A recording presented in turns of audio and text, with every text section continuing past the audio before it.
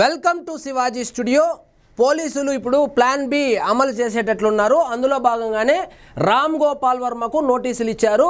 రామ్ గోపాల్ వర్మకు ఎందుకు ఇచ్చినారంటే చంద్రబాబు పవన్లపై అనుచిత పోస్టులు పెట్టారంటూ పోలీసులకు ఫిర్యాదు చేశారు. ఎక్కడంటే మద్దిపాడు, ఒంగోలు.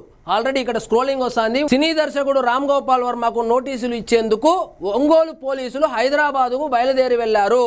ఎన్నికలకు ముందు వ్యూహం సినిమా ప్రమోషన్ సమయంలో ఇదే కాదు, వాస్తవంగా రామ్ గోపాల్ వర్మ ఇంకా ఏమేం పోస్టులు పెట్టినారో మీకు నేను ఈ వీడియో ఎండింగ్ లో వేస్తాను చూడండి. ఇలాంటి పోస్టులు పెట్టినటువంటి రామ్ గోపాల్ వర్మను అరెస్టు చేయడంలో ఏమైనా తప్పు ఉందా? Next, పోసానిపై case.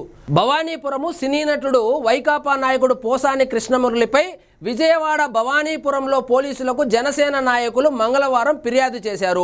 హైదరాబాద్ ప్రెస్ క్లబ్లో పోసాని తీవ్రంగా విమర్శించారని ఆ party central Andhra zone convener Badita Shankar పేర్కొన్నారు.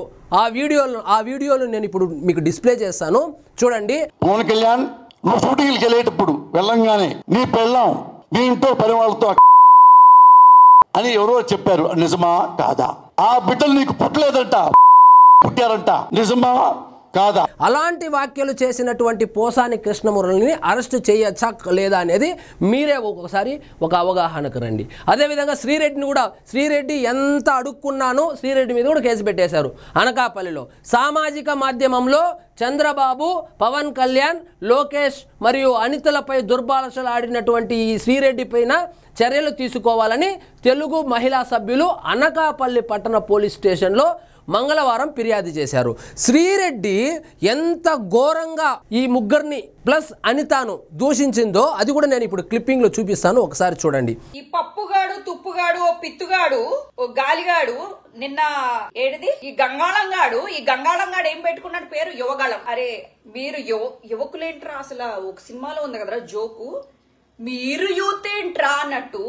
నీ ఏజ్ ఏంటి నారా లోకేష్? ఆ పవన్ కళ్యాణ్ గాడికి అయితే 60 ఏళ్లు. ఆడిదేంటిది? యువశక్తే ఏంటిది? ఆడిదేంటిదిరా కొంచెం గుర్తు చేయండి. ఆడిదేంటిది? వీళ్ళందరూ అంట యువకులంట. ఆంధ్రప్రదేశ్ లో నారా లోకేష్ ఒక యువకుడు, అండ్ ఈ పెంటగాడు, ఈ పీకే గాడు ఒక యువగాడు.